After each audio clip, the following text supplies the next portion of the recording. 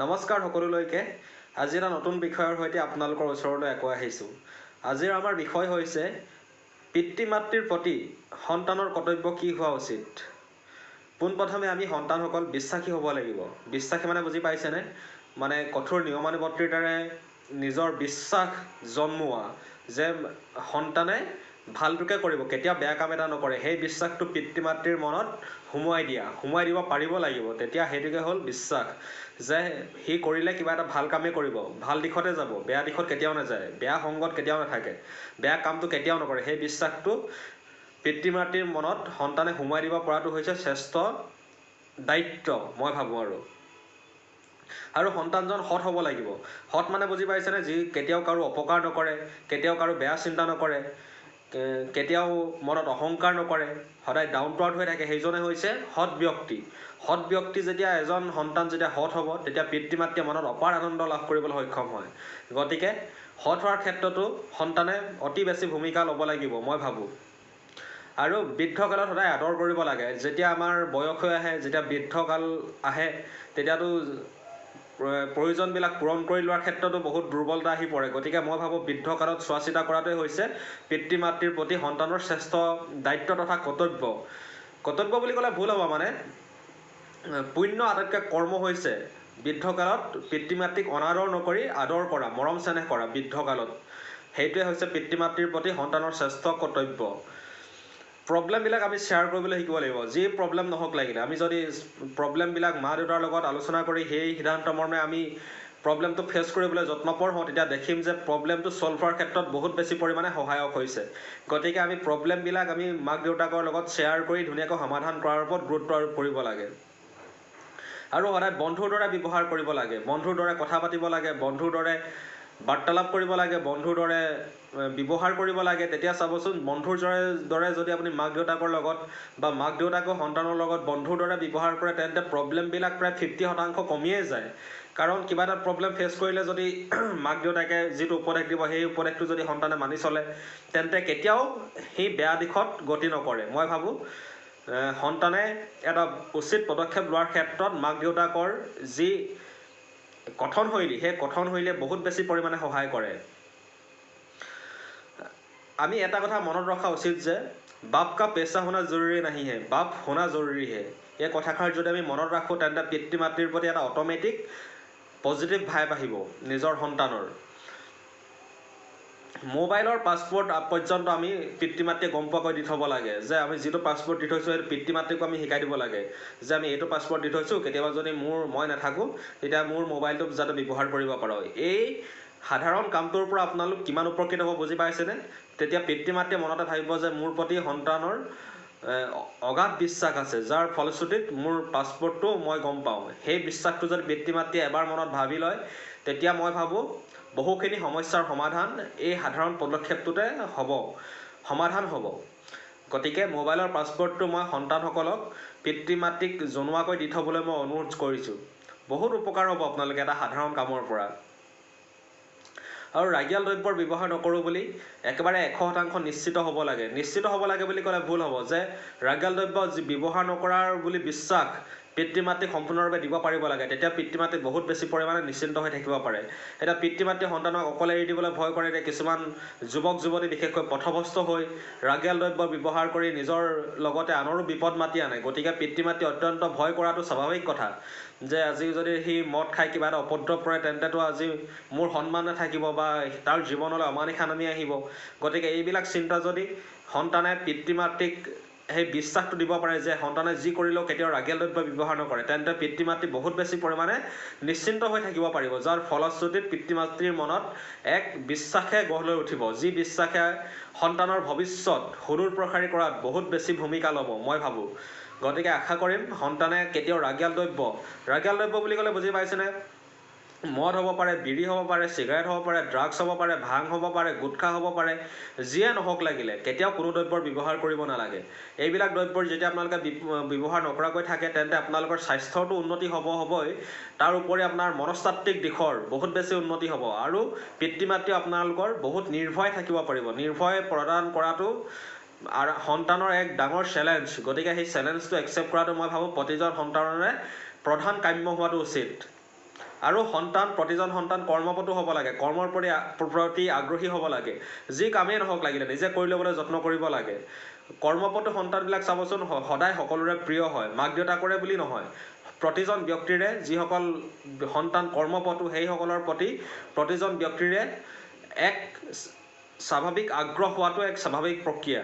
গতিকে মই ভাবোঁ কৰ্মপটু হ'বলৈ আপোনালোক সকলোৱে যত্ন কৰিব প্ৰতিজন সন্তানে। তেতিয়া পিতৃ মাতৃয়েতো আপোনাক বহুত বিশ্বাসত ল'ব পাৰিবই, তাৰ প্ৰতি আপোনাক সমাজখনেও এটা নিজস্ব স্বীকৃতি দিবলৈ সক্ষম হ'ব। আৰু আমি মিতব্যয়ী হোৱাত গুৰুত্ব আৰোপ কৰিব লাগে সন্তানসকলে। মিতব্যয়ী মানে বুজি পাইছেনে? যি কেতিয়াও অদৰকাৰীত পইচা কেতিয়াও ব্যয় নকৰে। ব্যৱহাৰ কৰিলে পইচাৰ সদায় এটা সৎ কামতে ব্যৱহাৰ কৰিব। আপোনালোকে বহুত উদাহৰণ আছে। এতিয়া মই নিজৰ ক্ষেত্ৰতে চাব পাৰে, মই পইচা যদি কেনেবাকৈ 1000 টকা এটাও ঘৰৰ পৰা লওঁ, তেন্তে সেই পইচাটো কেতিয়াও মই অদৰকাৰী কামত ব্যৱহাৰ নকৰোঁ। হয় কিতাপ কিনিম, নহয় কিবা জ্ঞান আহৰণৰ কিবা উৎসত, নহয় স্বাস্থ্যৰ লগত জড়িত কিবা কামতে খৰচ কৰিম। কেতিয়াও অপব্যৱহাৰ নকৰোঁ, যাৰ ফলশ্ৰুতিত মোৰ মা দেউতাই মই ভাবোঁ অলপ হ'লেও মোক বিশ্বাসত লয়। গতিকে মই আশা কৰিম আপোনালোক মিতব্যয়ী হোৱাত গুৰুত্ব আৰোপ কৰিব। মিতব্যয়ী হোৱাত গুৰুত্ব আৰোপ কৰিলে আপোনাৰতো নিজৰ ভৱিষ্যত ভাল হ'বই, তাৰ ওপৰঞ্চি পিতৃ মাতৃও আপোনাক বহুত পৰিমাণে আপোনাক লৈ সন্তোষিত হ'ব পাৰিব। গতিকে মই ভাবোঁ মিতব্যয়ী হোৱাৰ ক্ষেত্ৰতো আপোনালোকে বেছিকৈ গুৰুত্ব আৰোপ কৰিব। আৰু প্ৰেমিক প্ৰেমিকাৰ কথা মতে উঠা বহা নকৰি, প্ৰেমিকে প্ৰেমিকাৰ মতে, প্ৰেমিকাই প্ৰেমিকৰ মতে উঠা বহা নকৰি মাক দেউতাকৰ একান্ত বাধ্য হৈ মাক দেউতাকৰ কথা মতে চলা ফুৰা কৰাত গুৰুত্ব আৰোপ কৰিব লাগে। চাবচোন মাক দেউতাকৰ কথা যিবিলাক সন্তানে মানি চলে সেইবিলাক সন্তানৰ ভৱিষ্যত কেতিয়াও বিপদগ্ৰস্ত নহয়, তেওঁলোকৰ ভৱিষ্যত সদায় উজ্জ্বল হ'বই। গতিকে মই ভাবোঁ আপোনালোকে প্ৰেমিক প্ৰেমিকাৰ কথা বিশেষ গুৰুত্ব আৰোপ নকৰি মাক দেউতাকৰ কথা সদায় শুনিব। মাক দেউতাকৰ কথা যিবিলাক সন্তানে শুনে সদায় চাব, তেওঁলোকৰ ভৱিষ্যত সদায় উজ্জ্বল হ'বই হ'ব, সেইটো 100% নিশ্চিত। গতিকে অকল প্ৰেমিক প্ৰেমিকাৰ কথা মতে উঠা বহা নকৰি মাক দেউতাকৰ একান্ত বাধ্য হ'বলৈ যত্ন কৰাটো আপোনালোকৰ নিতান্তই প্ৰয়োজনীয়। মাক দেউতাকে সদায় সন্তানৰ ভালটোকে চিন্তা কৰে, কেতিয়াওতো বেয়া চিন্তা নকৰে। কোনোজন পৃথিৱীত পিতৃ মাতৃ এনেকুৱা নাই যে সন্তানৰ বেয়াটো চিন্তা কৰে। কোনোজন পিতৃ মাতৃয়ে সন্তানৰ বেয়া হোৱাটো চিন্তা নকৰে, সদায় চিন্তা কৰে যে মোৰ সন্তানটো ভাল হওক, মোৰ সন্তানটো জাকত জিলিকা হওক, মোৰ সন্তানটো 1000জনৰ মাজত এজন হওক। গতিকে সেই বিশ্বাসটো আমাৰ ওপৰত, যি বিশ্বাস লৈ আমাক জন্ম দি ইমান ডাঙৰ দীঘল কৰিছে, আমি যদি সেই বিশ্বাসটো পলকতে ভাঙি দিওঁ তেন্তে আমাৰ বাবে সেয়া উচিত হ'ব জানো? আমি নিজক নিজে প্ৰশ্ন কৰাৰ উচিত সময় আহি উপনীত হৈছে। গতিকে মই ভাবোঁ আপোনালোকে এইবিলাক কথাটো গুৰুত্ব আৰোপ কৰিব। সদায় মনত ৰখা উচিত যে সন্তানৰ, বিশেষকৈ ল'ৰাৰ হ'লে মাক আৰু ছোৱালী হ'লে দেউতাক হৈছে নিজৰ প্ৰথম প্ৰেম। ল'ৰাৰ ক্ষেত্ৰত মাক, ছোৱালীৰ ক্ষেত্ৰত দেউতাক হৈছে প্ৰথম প্ৰেম। গতিকে প্ৰথম প্ৰেমক কেতিয়াও আমি অৱজ্ঞা কৰিব নাপায়। প্ৰথম প্ৰেম মানে মই অকল ছোৱালী এজনীক ল'ৰাই ভাল পোৱা, ছোৱালীজনীক ল'ৰাটোৱে ভাল পোৱা সেইটোকে মই ক'বলৈ যোৱা নাই। মই ক'বলৈ বিচাৰিছোঁ যে আমাৰ এতিয়া এজন সন্তানৰ মোৰ প্ৰথম প্ৰেম হৈছে মোৰ মা। গতিকে মই মাক যদি অসন্মান কৰোঁ তেন্তে মোক ভগৱানে জানো ক্ষমা কৰিব? গতিকে আমি সেইবিলাক চিন্তা চৰ্চা আমি মনত সুমুৱাই লোৱাটো উচিত। আৰু আমি নিজৰ পঢ়াখিনি নিজে কৰি ল'বলৈ যত্নপৰ হ'ব লাগে। নিজৰ কাপোৰকেইটা যদি আমি নিজে ধুই লওঁ, নিজৰ ভাত খোৱা কাঁহীখন যদি নিজে ধুই লওঁ, নিজৰ চাইকেলখন যদি নিজে ধুই লওঁ, নিজৰ ঘৰটো যদি নিজে পৰিষ্কাৰ কৰি লওঁ, এইবিলাক সৰু সৰু পদক্ষেপে আপোনাক স্বাৱলম্বিতাৰ হোৱাৰ দিশে অগ্ৰসৰ হোৱাত বহুত বেছি পৰিমাণে সহায় কৰে। অকল মাক দেউতাকৰ একান্ত বাধ্য হোৱা বুলিয়ে নহয়, নিজৰ কামখিনি যদি আমি নিজে কৰি ল'বলৈ যত্নপৰ হওঁ তেন্তে আমি স্বাৱলম্বিতাৰ দিশে আৰু এখোজ আগুৱাই যোৱাত বহুত বেছি পৰিমাণে সহায়ক হয়। গতিকে মই আশা কৰিম আপোনালোকে প্ৰতিটো ক্ষেত্ৰতে পৰমুখাপেক্ষী নহয় নিজৰ কামখিনি নিজে সমাধান কৰিবলৈ সক্ষম হ'ব।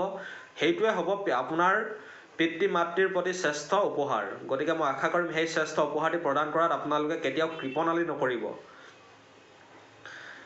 আৰু সদায় আমি এৰেঞ্জ মেৰেজৰ ওপৰত গুৰুত্ব দিব লাগে। এতিয়া লভ মেৰেজ কৰি যিসকলে বিবাহত আবদ্ধ হৈ চাবচোন পাছলৈ তেওঁলোকৰ জীৱন, মই সকলোৰে ক্ষেত্ৰত কোৱা নাই, মেক্সিমাম ক্ষেত্ৰতে হয় কি অনুতপ্ত হ'ব লগা হয় পিছত। গতিকে মই আশা কৰিম এৰেঞ্জ মেৰেজ হোৱাবিলাক চাব, বেছিভাগ পৰিয়ালতে কিন্তু শান্তি সমৃদ্ধি বিৰাজ কৰে। গতিকে আপোনালোকে এৰেঞ্জ মেৰেজ কৰাত গুৰুত্ব আৰোপ কৰিব। আপোনাৰ মা দেউতাও অলপো কষ্ট নাপায়, আপুনিও আপোনাৰ ভৱিষ্যতো সুৰক্ষিত হ'ব। সুৰক্ষিত হ'ব বুলি ক'লে ভুল হ'ব, ভাল হ'ব বাৰু। মানে এৰেঞ্জ মেৰেজটো সদায় বেষ্ট মই ভাবোঁ। মানে লভ মেৰেজ কৰি বিয়া পাতিলে দুদিন আনন্দ পালে, তাৰপিছত কি হয়গৈ, আমাৰ বেছিভাগ ক্ষেত্ৰতে দেখোঁ মা দেউতাৰ মনত কষ্ট পায়। আমি যদি কেতিয়াবা বেলেগ কাষ্টৰ পৰা বুলি ক'লে ভুল হ'ব। এতিয়া মানে মই ক'বলৈ বিচাৰিছোঁ কি আপোনালোকে এৰেঞ্জ মেৰেজ যদি গুৰুত্ব আৰোপ কৰে তেন্তে আপোনাৰ লগতে আপোনাৰ মা দেউতাই বহুত সুখ পাব।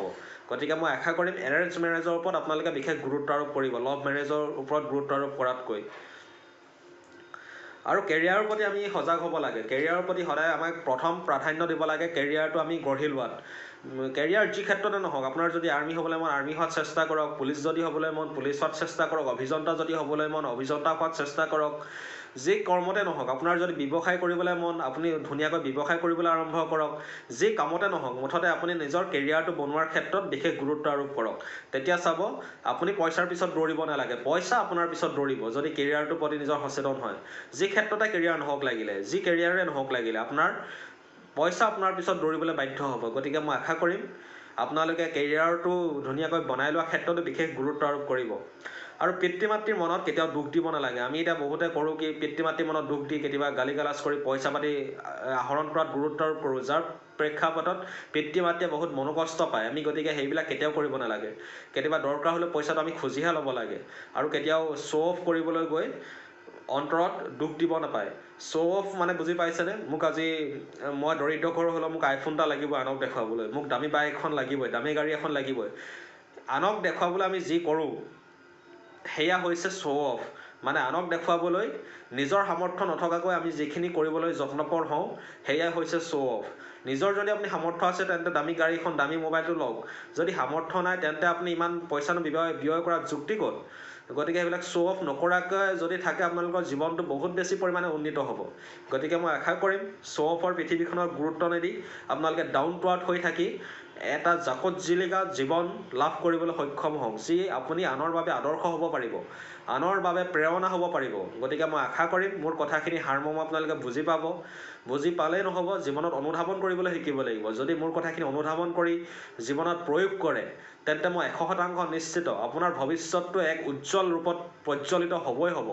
এয়া 100% নিশ্চিত। গতিকে মই আশা কৰিম মোৰ কথাখিনি আপোনালোকে নিজৰ জীৱনত অনুধাৱন কৰি প্ৰয়োগ কৰিব, তেতিয়া আপোনালোকৰ ভৱিষ্যতটো বহুত বেছি পৰিমাণে উজ্জ্বল হ'ব। গতিকে মই সেয়া আশাৰে আজিলৈ ভিডিঅ'টো ইমানতে সামৰিছোঁ। Thank U.